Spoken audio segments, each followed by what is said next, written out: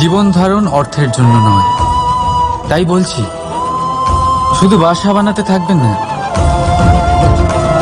নিজেদের ডানাগুলি মেলুন আর উড়ান দিন এই খোলা মহাকাশে। আর ভালোবেসে বলুন,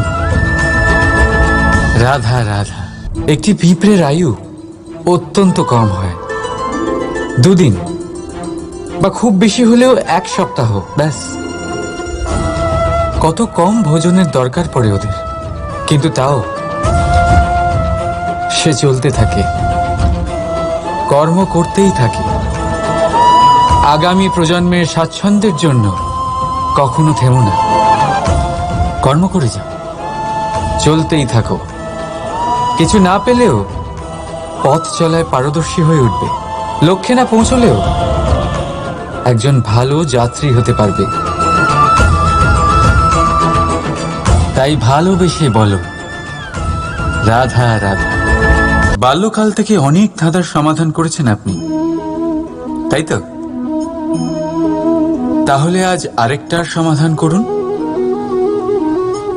বলুন, আপনার জীবনে এমন কি আছে যেটা আপনার সবচেয়ে বড় বন্ধু আর আপনার সবচেয়ে বড় শত্রু?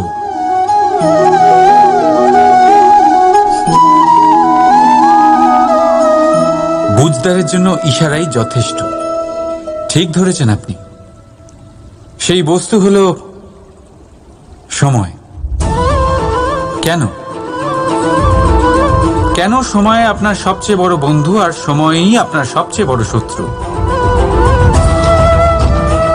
উত্তর হলো সময়ের সম্মান। যে ব্যক্তি সময়কে সম্মান করে সে নিজের জীবনে সমস্ত লক্ষ্যে পৌঁছে যায়। সংসার তার গুণের কদর করে, তাকে মাহাত্ম্য দেয়। আর যে ব্যক্তি সময়ের মাহাত্ম্যকে সম্মান করে না, বুঝতে পারে না, কারণে অকারণে তার অপমান করে, সংসার তাকেই ভুলে যায়। এই জন্য সময়কে সম্মান করুন, তা নষ্ট করবেন না।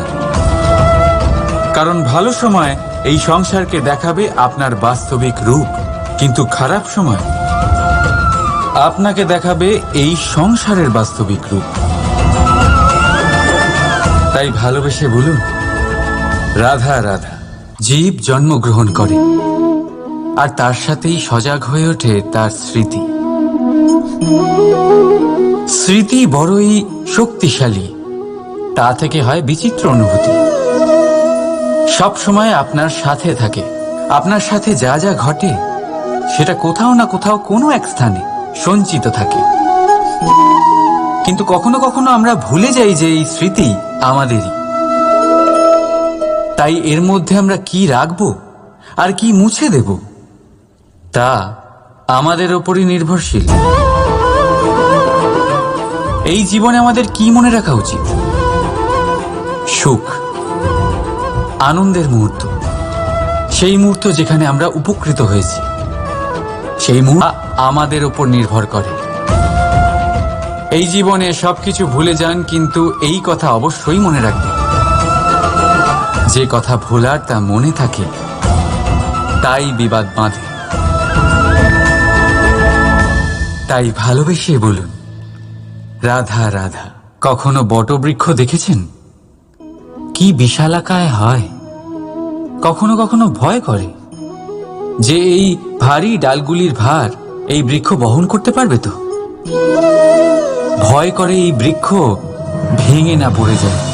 কিন্তু না, সময়ের সাথে সাথে শাখা থেকে নির্গত এই প্রশাখাগুলি মাটির দিকে এগোতে থাকে, আর তারপর নিজেরাই শিকড় হয়ে এই বৃক্ষের ভার বহন করে।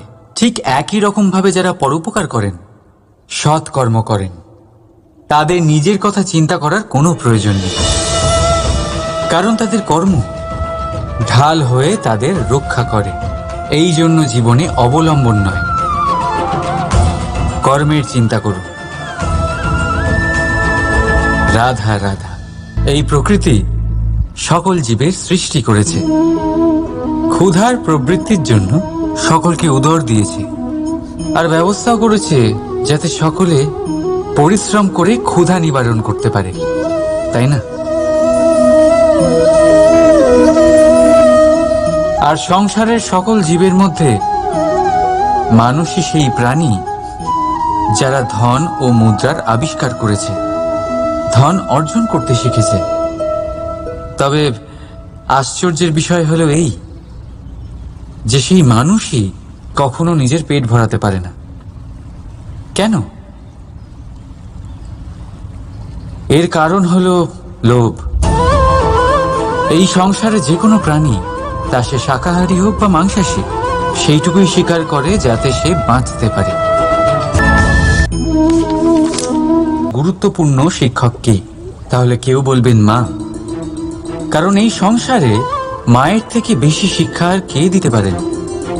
কেউ বলবেন অধ্যাপক, কারণ অধ্যাপকই আমাদের অস্ত্র আর শাস্ত্রের শিক্ষা দেন। আবার কেউ বলবেন বন্ধু, কিন্তু এই তিনজনের মধ্যে একটা মিল আছে। এরা প্রথমে আপনাকে শেখান আর তারপর আপনাদের পরীক্ষা নিয়ে দেখেন যে আপনি কি শিখেছেন। কিন্তু বাস্তবে সবচেয়ে গুরুত্বপূর্ণ শিক্ষক হলেন তিনি, যিনি এর বিপরীত করেন, যিনি প্রথমে আপনার পরীক্ষা নেন, তারপর আপনাকে শেখান। নাকি বলবো, পরীক্ষা দিতে দিতে আপনি নিজেই শিক্ষা লাভ করেন। এই শিক্ষক হলো অভিজ্ঞতা। এই জন্য অভিজ্ঞ আর অভিজ্ঞতাকে সঙ্গে রাখলে এই জীবনে আপনাকে কখনোই অসফল হতে হবে না। তাই ভালোবেসে বলুন, রাধা রাধা। জীবনে এই সংসারের সবচেয়ে মহান পাশেই আছে।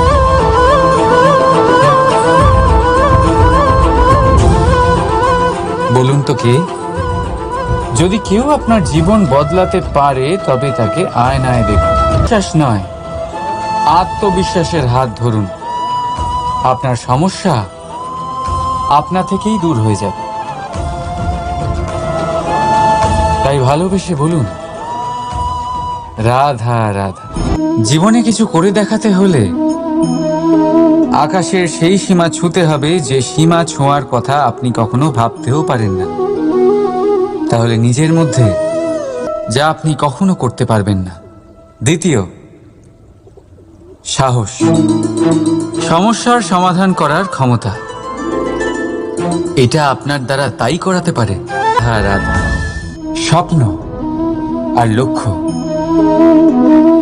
একই মনে হয়। এই দুইয়েরই কথা মানুষ কল্পনা করেন, এই দুই মানুষ অর্জন করতে চান, আর এই অপরের উপকার করেন, অন্যদের সহায়তা করেন। তাহলেই জীবিত থাকবেন। আর যেদিন এই কাজ করা আপনি বন্ধ করে দেবেন, শ্বাস প্রশ্বাস নেওয়া সত্ত্বেও মৃত হয়ে যাবেন। তাই যতক্ষণ শ্বাস চলছে, আশারূপী উজ্জ্বলতা ছড়াতে থাকুন। বিশ্বাস করুন, মৃত্যুর পরেও আপনি অমর থাকবেন।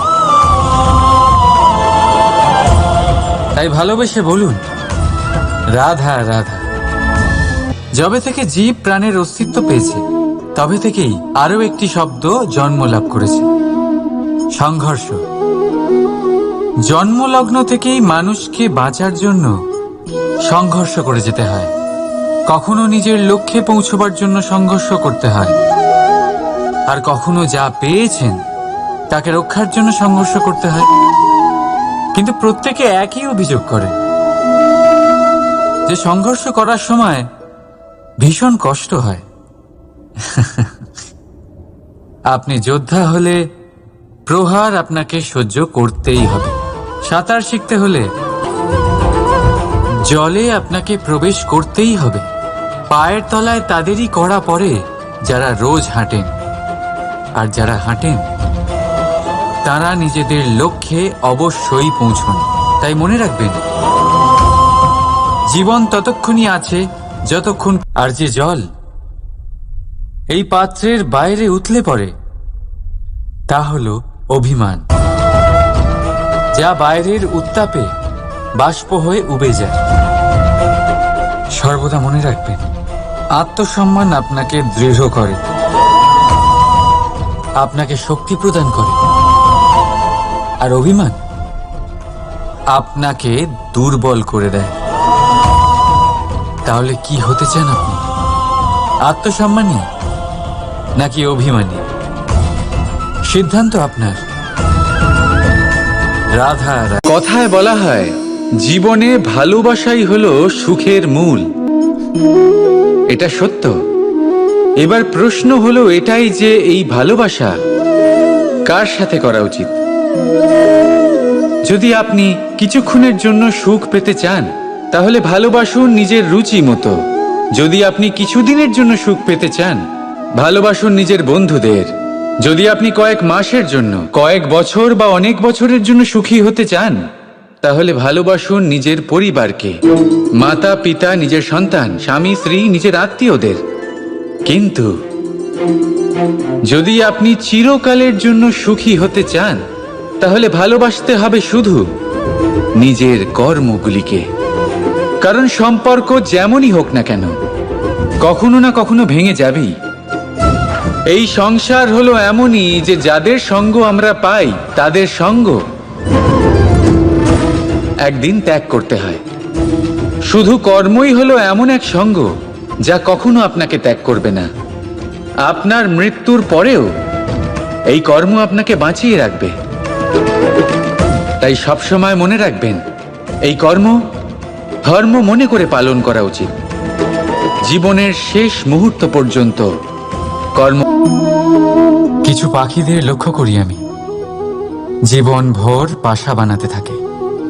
এখান থেকে ডাল কুড়িয়ে, ওখান থেকে পাতা কুড়িয়ে, সর্বদা এই কাজেই ব্যস্ত থাকে যাতে নিজের বাসা বানাতে পারে। আর এই কাজে এত মগ্ন থাকে যে নিজেদের ডানার অস্তিত্বের বিষয় সম্পূর্ণভাবে ভুলে যায়।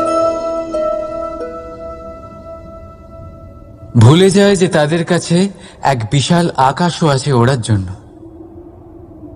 আর কোথাও এই জীবন বাসা বানাতে বানাতে ভস্ম হয়ে যায়। আমাদের মানুষের সাথেও এমনই হয়। জীবন যাপনের জন্য অর্থ অর্জন করতে করতে এত ব্যস্ত হয়ে যায় যে ভুলেই যাই যে আমাদের জীবন যাপনও করতে হবে। অর্থ জীবন ধারণের জন্য হয়, জীবন ধারণ অর্থের জন্য নয়। তাই বলছি, শুধু বাসা বানাতে থাকবেন না, নিজেদের ডানাগুলি মেলুন আর উড়ান দিন এই খোলা মহাকাশে।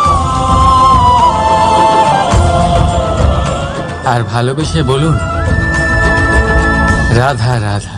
একটি পিঁপড়ের আয়ু অত্যন্ত কম হয়, 2 দিন বা খুব বেশি হলেও 1 সপ্তাহ, ব্যাস। কত কম ভোজনের দরকার পড়ে ওদের, কিন্তু তাও সে চলতে থাকে, কর্ম করতেই থাকে। আগামী প্রজন্মের স্বাচ্ছন্দ্যের জন্য কখনো থেমো না, কর্ম করে যাও, চলতেই থাকো। কিছু না পেলেও পথ চলায় পারদর্শী হয়ে উঠবে। লক্ষ্যে না পৌঁছলেও একজন ভালো যাত্রী হতে পারবে।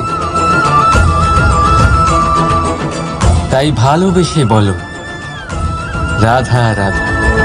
বাল্যকাল থেকে অনেক ধাঁধার সমাধান করেছেন আপনি, তাই তো? তাহলে আজ আরেকটার সমাধান করুন। বলুন, আপনার জীবনে এমন কি আছে যেটা আপনার সবচেয়ে বড় বন্ধু, আর আপনার সেই বস্তু হলো সময়। কেন কেন সময় আপনার সবচেয়ে বড় বন্ধু আর সময়ই আপনার সবচেয়ে বড় শত্রু? উত্তর হলো সময়ের সম্মান। যে ব্যক্তি সময়কে সম্মান করে, সে নিজের জীবনে সমস্ত লক্ষ্যে পৌঁছে যায়। সংসার তার গুণের কদর করে, তাকে মাহাত্ম্য দেয়। আর যে ব্যক্তি সময়ের মাহাত্ম্যকে সম্মান করে না, বুঝতে পারে না, কারণে অকারণে তার অপমান করে, সংসার তাকেই ভুলে